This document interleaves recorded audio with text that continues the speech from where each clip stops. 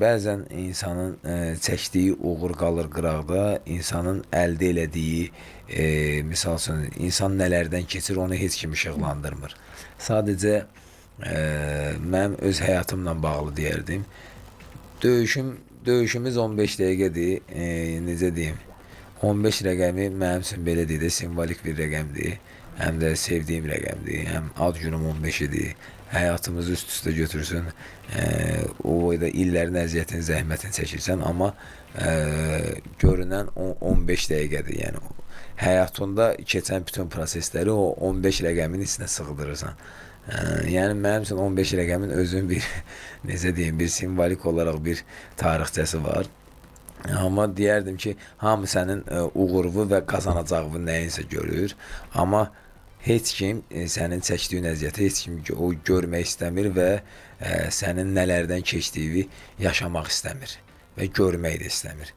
Ancaq sadəcə əxsuslar olsun ki, bizdə mentalitet olaraq düşüncə bu cürlə formalaşıb bəzilərində. Təbii ki, bu hamıya şamil deyil. İnsanın uğuru qalır kölgədə, sadəcə qazandığı məvacibdən çox danışırlar. Yəni şükürlər olsun ki, Allah bizə bu nəsib eləyibsə, biz də bunu düzgün yerlərə, lazım olan yerlərə xərcləyirik.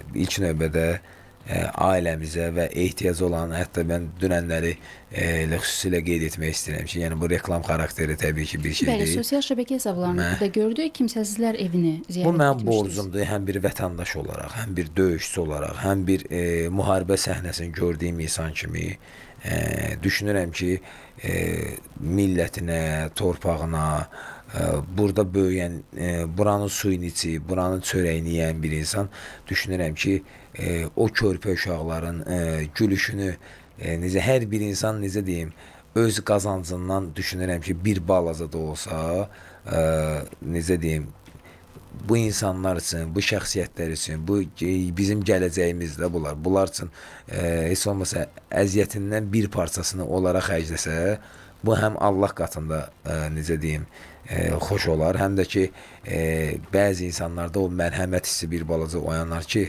yəni müəyyən şeylərə pul xərcləyirlər, amma bu uşaqlar bizim gələcəyimizdir. Onların üzündə, təbii ki, bunlar onsuz da həyatda bunların qolu qanadı qırılıb da. Yəni bunları necə deyim, bunların yanında olmaq lazımdır. Nəinki Tofiq, mənim dostlarım, mənim ətrafımda olan insanlar da bu şeylərdə, elə efir vasitələrindən mən öz dostlarıma da çox sağ ol demək istəyirəm ki, yəni bu mövzuda məni tək buraxmadılar, mənim yanımda oldular. Hamısı da yəni necə lazımdır, maddi, mənəvi hamısı dəstək oldular. Yəni, biz də o uşaqların üzündə bir təbəssüm yarada bildik, bir gülüş yarada bildik. Yəni hər şey onlar üçün demək olar ki, elədik orada. Həm musiqili meydança yaratdıq, həm onlar üçün bir kabab çəkdik, həm sulu yemək, həm necə deyim, quru yemək. Onlarla demək olar ki, bir 6-7 saat vaxt keçirdik. Necə deyim, həm şirniyyat stolunda oturduq, onlarla çay içdik, onların dərdində şərik olduq, onlara idman ləvazimatları verdik, hədiyyələr aldıq. Doğrudan da adamın ruhu dincəlir. Yəni doğrudan da tək Allah bizə qismət eləsin. Yəni, biz də o insanların üzündə yəni gülüş yarada bilək, təbəssüm yarada bilək. Bundan gözəl hiss yoxdur düşünürəm ki. Tofiq bəy, əvvəlki dəqiqələrdə qeyd etdiyiniz bir məsələyə qayıtmaq istəyərdim. Verilişimiz ərzində döyüş zamanı baş verən hadisələr, döyüşdən sonra yaşananlar barədə danışdıq, lakin döyüşdən əvvəl hazırlıq prosesiniz barədə danışmadıq. Hazırlıq prosesim təbii ki, yəni mən yanvar ayının 4-ü 5-i buradan səssiz səmirsiz yola düşdüm. Hansı ki, gedəndə səni bir-iki nəfər yola salır, gələndə uğurva, yəni atdığın uğura uyğun səni milyonlardan insan qarşılayır. Yəni bu da həyatın yazılmayan bir qanunudur. Şükürlər olsun ki, yəni mən 3 ay demək olar ki, Vegas'da təlim məşq toplanışında olmuşam. Keçmiş UFC çempionu Ronja Couture'un zalındaydım. Orada bir çox tanınmış idmançılar var, UFC döyüşçüləri var. Çox maraqlı idi, isti münasibət göstərdilər, həm məşqçilər, həm fərdi məşqlərində belə mənə qatılmağa icazə verdilər. Yarışa hazırlıq prosesində mənə biraz başqa cür köməklik elədilər. Yəni mənim üçün çox maraqlı idi və çox ürək açan idi mənim üçün. Mən düşünürəm ki, növbəti dəfədə təlim məşq toplanışına ora yola düşəcəm. çox maraqlı idi. Yəqin siz insana elə bir diqqət göstərdilər, elə bir qayğı göstərdilər, sanki mən elə bu əzəldən elə bu zalda olmuşam da. Yəni elə bir isti münasibət göstərdilər mənə. Hətta bilirlər ki, mən bundan qabaq Rizində Rizin Grand Prix-sinin çempionu olmuşam. Hətta o zalda Rizində döyüşən idmançılar var. İndi də çox maraqlı idi. Elə efir vasitəsilə onlara da çox sağ ol demək istəyirəm ki, özümüzü yad hiss eləmədik orada. Həm də məşqlər çox maraqlı idi. Taktiki, texniki, fiziki olaraq yüksək səviyyədə idi. Hazırlıq prosesinizdə Bakıda keçirilən ilk döyüşünüzdən fərqli olaraq hər hansısa bir texnika üzərində çalışdınızmı və yaxud da hər hansı bir fərqli bir hazırlıq prosesi Bəli, keçdiniz? deyərdim ki, həm mənim məşqçi komandama dərin təşəkkürümü bildirirəm. Rəşad olsun, Fərman olsun, İbrahim olsun, Heydərin özü olsun və bu uşaqlara çox sağ ol demək istəyirəm ki, həm də mənim dostum Turala çox sağ ol demək istəyirəm ki, həmişə həm də mənim həmkarımdır. Bildiyiniz kimi bu yaxınlarda Turalın da ESA-də döyüşü var. Hal-hazırda təlim məşq toplanışına görə Azərbaycana gəlir. Bir yerdə təlim məşq toplanışları keçəcək. Həmişə gündəmdə olub, mənlə maraqlanıb, nəyi, necə, nə cür bunu həm necə deyim, həm məşqdə, həm belə yeməkdə, içməkdə, yuxu rejimində hər bir şey yəni kontroldə olub. Sağ olsun, narki uşaqlar mənim belə əziyyətimi çəkiblər. Hər dəfədən maraqlanıblar, diqqət göstəriblər. Xüsusi tərəfi o idi ki, yəni fərdi yanaşma var idi. Yəni sırf rəqibin analiz eləməyində, təhlil eləməyində, yəni məşqçilər oturub günlərlə onu analiz edirdilər və mənim öz məşqçi, necə deyim, mənim öz komandam, Rəşad olsun, İbrahim olsun, Fərman olsun, biz hər gün demək olar ki, bunu analiz edirdik, təhlil edirdik. Şükürlər olsun ki, nəyi fikirləşmişdi, elə döyüşdə də o anlar baş verdi. Çox adam düşünürdü ki, mənim güləş vəziyyətində, müəyyən vəziyyətlərdə çox çətinlik çəkirəm. Mən demək olar ki, il yarımdır. Bakıdakı döyüşdən sonra mən demək olar ki, ancaq sırf müəyyən şeylər var. Grapplingin üzərində və güləşin üzərində və kontrolün üzərində daha çox işləyirəm. Bunun da bariz nümunəsi o idi ki, yəni biz döyüşdən şükür Allah alnına çıxa bildik.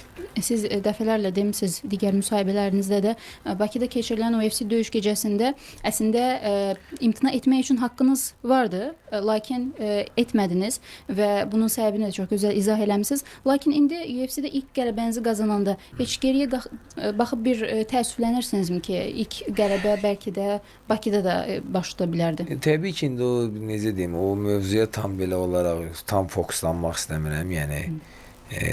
Amma o da rəqibin qeyri-ciddiliyindən irəli gəlir ki, öz çəkisini bərpa eləyə bilmədi, çəkisini sala bilmədi və o bilirdi ki, mənim Azərbaycanda olduğuna görə geri dönüşüm yox idi. Hətta Dana Demir bizim UFC-nin prezidenti Dana belə bir söz dedi ki, oteldə ki, bəs UFC-nin analitikləri hesablayırlar ki, bu boyda VIP biletlər 90% satış sizə görə olub, belə elə, sən bu döyüşə bizə görə qatılmalısan. Ona görə mən də məcburiyyətdən bu döyüşə qatılası oldum. Yəni heç bir geriyə yolum yox idi. İndi 6 kilo da təbii ki, peşəkar idmanda bunu bilənlər bilir ki, 6 kilo nədir. Yəni mən heç vaxt döyüşü məğlub olmuşam. Heç bir opravdaniya qazanmıram özümə ki, mən belə eləyərdim. Amma çəkisini salsaydı, düşünürəm ki, ikinci döyüşdə göstərdiyim performansı onunla da göstərə bilərdim. Yəni burada çəki məqamı, yəni çəkisinin çox olmağı biraz döyüşün gedişatını dəyişdi. Xatırlayıram ki, sizin döyüşdən sonra Dana White özü də mətbuat konfransı açıqlamasında əslində həmin döyüşçüyə əsəbləşmişdi bir qədər. Onun barədə verilən suallara çox aqressiya ilə cavab verirdi ki, çəkisini sala bilməmişdi, 6 kiloqram artıq idi. Və elə sizdən sonraki döyüşündə də əslində Mıqtıbek Oralbay öz çəkisini qaldırdı, ağır çəkidə çıxış eləməyə başladı və bir qədər sizin revanş almaq imkanınız olmadı. Çəkisini 70-ə salsa, təbii ki, qrama-qram çəkisini salsa, yəni mən həmişə varım. Yəni deyərəm ki, mən o döyüşü qəbul eləyərəm, problem yoxdur. Çəkisini 70 kiloya salsa, istənilən vaxt mən hazıram. Yəni mən heç vaxt rəqib seçməmişəm və nə də zəif rəqiblə mübarizə aparmaq istəməmişəm. Yəni bu mənim şəxsi fikrimdir və şəxsi sözümdür. Tarix oxuyan çoxdur, amma tarix yazan azdır. Mən həmişə istəmişəm onların sırasında olum.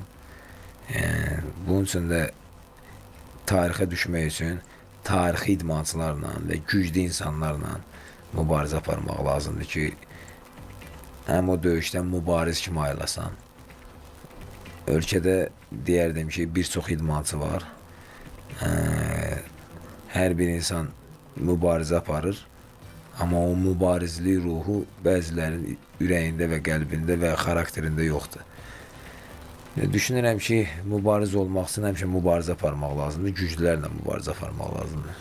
Qarşıdan UFC Bakı döyüş gecəsi Bəli. gəlir. İyunun 27-sində sizə bir təklif artıq gəlibmi? Təklif var təbii ki, yəni əlim travmam sağalsa, çox güman ki, mən orada mübarizəyə qatıla biləcəm. Amma əlim sağalmasa, o müddətə qədər, yəni mən bu riski almaq istəmirəm, göz almaq istəmirəm. Yəni bu əlimdə bildiyiniz kimi sınıq var.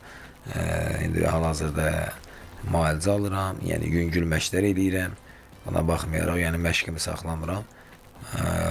Amma düşünürəm ki, əlim sağalsa, təbii ki, burada öz gücümü sınaya bilərəm. Sağalmasa, növbəti döyüşlərdə öz gücümü sınayacağım. Ya Bakı, ya da digər döyüşlərdə, Bəli. digər tədbirlərdə iştirak edəcəyiniz halda hər hansısa bir rəqib varmı ki, döyüşçü varmı ki, onunla qarşılaşmaq istəyəsiniz? Məsələn, Nazim nəinki döyüşçülərlə, yeri gələndə bəlkə kenguru ilə və yaxud da super qəhrəmanlarla üz-üzə gəlmək istəyir, sosial şəbəkə hesabında paylaşır. Sizdə hər hansısa bir döyüşçü varmı ki, qarşılaşmaq istəyəsiniz? Bilirsiniz necədir? Yəni həm ağlımıza gələn və gəlməyən rəqiblər var. Biz onlarla analiz eləyirlər, amma düşünürəm ki, UFC, yəni bu ixtiyar UFC-nin əlindədir. Kimlə versə, yəni mən daima hazıram. Yəni buradan bizim geriyə və yaxud da atkaz eləməyə bir şansımız yoxdur. Yəni biz bura qatılmışıqsa, bu güclərin içində mübarizə aparmaq istəyiriksə, top 15-liyə düşmək istəyiriksə və yaxud da 10-luğa 5-liyə düşmək istəyiriksə, biz güclülərlə mübarizə aparmalıyıq ki, özümüzü yəni həmin o top 15-liyi də görmək üçün. Yəni UFC hansı rəqibi məsləhət görərsə, mən baxmayaraq ki, deyərəm ki, burada bir neçədən at çəkə bilərəm ki, onlarla döyüşmək istəyirəm. Yəni ora istəklərə baxmır. UFC özü verir ki, bu rəqiblə döyüşməlisən. Çəkidə həqiqətən də çox Bəli. maraqlı rəqiblər, Bəli. top rəqiblər Çox var. ciddi rəqiblər var, çox seriozlu rəqiblər var orada. Hansı ki, dünyanın ən güclüləri oradadır demək olar ki. Müəyyən təşkilatlar var ki, yəni mən heç bir təşkilatı küçümsəmirəm. Hər təşkilatın özünün güclüləri var. Sadəcə UFC-nin də təbii ki, başqa təşkilatların top 15-likdə olan döyüşçüləri varsa, UFC-nin də yəni özünə məxsus top 15-likdə olan döyüşçüləri var. Oranın da yəni öz güclüləri var. Yəni onlar da belə tam ciddi rəqiblərdir. Yəni onları qeyri-ciddi almaq olmaz. Yəni onlar tam ciddi, seriozlu rəqiblərdir. Onlarla hazırlaşmaqdan ötürü, onlarla mübarizə aparmaqdan ötürü düşünürəm ki, həm təlim məşq toplanışları güclü olmalıdır, həm taktiki, texniki, həm fiziki olaraq da yəni hər şey öz qaydasında olmalıdır ki, yəni bu cür rəqiblərlə ciddi mübarizə aparmaq üçün. Bu yerdə Fighting Gaz döyüş kanalından bir izləyici sualını səsləndirmək istəyirdim. Soruşur ki, Tofiq Musayev İlya Topuriyanı neçənci raundda nokauta salardı? 1 yoxsa 2? İlya Topuriya bildiyiniz kimi, yəni bizim çəkin çempionudur və bir yerdə təlim məşq toplanışında da olmuşuq. Çox ciddi rəqibdir, çox seriozlu rəqibdir. Bunun üçün zaman lazımdır. Yəni burada yalandan deyim ki, mən onu belə eləyərəm, elə eləyərəm. Yəni əgər döyüşəsi olsaq belə, yəni onun üçün ciddi hazırlıq keçmək lazımdır ki, onu ilə ən azından demirəm, onu ilə 3 round ayaq üstə dayanmağa. Çox ciddi hazırlıq lazımdır. Yəni yeganə döyüşçülərdən biridir ki, İlya Topuriya ani səhvi bağışlamır. Tofiq bəy, verilişimizin son dəqiqələridir və bir qədər soft sualla davam etmək istəyərdim. Siz döyüşdən sonra xüsusilə yemək istədiyiniz və yediyiniz, çoxdan gözlədiyiniz ki, döyüş bitsin, çünki sizin çəki salma prosesləriniz də olur, özünüzü tamamilə təcrid etməlisiniz. Hansısa bir xörək yemək oldu mu? Deyərdim ki, idmançının həyatı necə çəki salma prosesi var, eləcə də bərpa olma prosesi var. Bərpa olma prosesində mən bu gün ürəyim ət istəyir, məndən falan şey istəyir, belə şeylər yox. Daha çox həzmə tez gedən yeməklər yeməlisən ki, bədən daima fəaliyyətdə olsun və öz itirdiyi enerjini yüzde heç olmasa bir 60%'in qəbul edə bilsin. Nə qədər həzmə tez gedən yüngül yeməklər var, onlardan daha çox istifadə eləməlisən.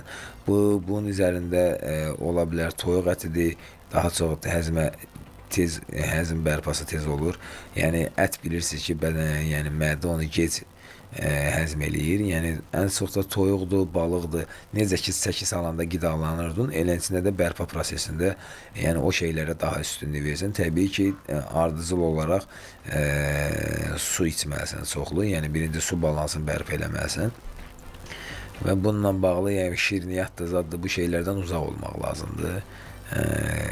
Ələxüsus da ki, yəni bərpa prosesində şirniyyatdır, qazlı içki sulardır, bu şeylərdən uzaq olmaq lazımdır. Bunlar döyüşdə öz fəsadını göstərir. Yəni istəsən də belə, yəni döyüşdən sonra artıq bunları istədiyin şeyləri qəbul edə bilərsən. Şirniyyat da olsa, ət də olsa yeyə bilərsən. Steak olsun və yaxud da burger olsun, bu şeylər də yemək olar. Amma döyüşdən sonra, döyüş prosesində hər şey kontrollü olmalıdır, hər şey diqqətli olmalıdır ki, onlar sənə yarış günü problem yaratmaz. Və son olaraq bunu qeyd edəcəm ki, siz Azərbaycan MMA yetirməsi olaraq UFC-də qələbə qazandınız və bunun Azərbaycan üçün çox böyük bir ilkdir, ilk dəfə yaşandı bu və bundan sonra da UFC-də çıxış etmək istəyən bir çox öz yetirmələrimiz var, gənc döyüşçülər var. UFC-də çıxış etmək istəyən bir Azərbaycanlı gəncdə, döyüşçüdə hansı xüsusiyyətlər olmalıdır? Təbii ki, orada döyüşmək üçün birinci növbədə həm əzmkar olmalısan, həm inatkar olmalısan ki, yəni necə deyim, həm bayraqlı qaldırmaq üçün, həm qələbə qazanmaq üçün, həm taktiki, həm texniki, həm fiziki olaraq, yəni həm döyüş üslubundan seçilməlisən ki, və yaxud da elə bir döyüş göstərməlisən ki, UFC özü təəccüblənməlidir ki, mən bu döyüşçünü indiyə kimi niyə görməmişəm və yaxud da niyə bu insan bizim qarşımıza çıxmıyor. Təbii ki, indi Amerikada yaşayan döyüşçülər öz yerli publikasıdır, belə deyək. Onların ora düşməyə daha rahatdır. Nəinki bizim kimi ölkələrin, necə deyim, ölkələrin döyüşçüləri gəlib ora düşməyə rahatdır. Elə də rahat deyil təbii ki. Yəni UFC özü analiz edir ki, bu döyüşçü hansı səviyyədədir. Yəni əgər sənin döyüş üslubun onun hardasa belə deyək də, ona qənaət bəxş eləmirsə, onlar sənə salırlar, UFC-nin seçim mərhələsi var, kontenderə, UFC kontenderə. Oradan qalib ayrılırsansa, avtomatik sənə kontrakt verirlər. Və yaxud da UFC sən maraqlı döyüşçüsənsə, sənə birbaşa kontrakt verirlər. Yəni sənin keçdiyin yola baxırlar, sən kimlərlə döyüşmüsən, kimlərlə mübarizə aparmısan, hansı təşkilatlarda döyüşmüsən. Yəni onda sən qənaət bəxş eləyənsənsə, sənə avtomatik olaraq onlar kontrakt verirlər. 4 döyüşdük, 3 döyüşdük, 6 döyüşdük.